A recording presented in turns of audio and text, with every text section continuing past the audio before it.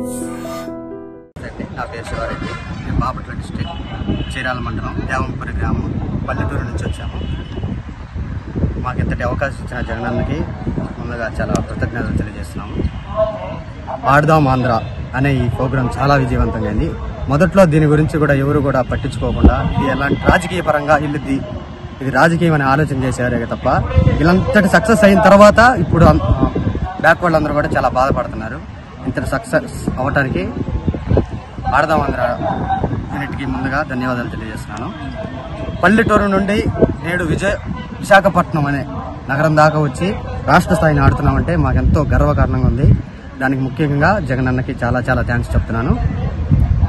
And nextly గతంలో ఎంతోమంది players ఉన్నారు, కానీ వాళ్ళకి ఇలాంటి అవకాశాలను ఏ ప్రభుత్వం కూడా కల్పించలేదు. కేవలం ఒక జగనన్న ప్రభుత్వం కల్పించడానికి కూడా చాలా చాలా ఆనందంగా ఉంది.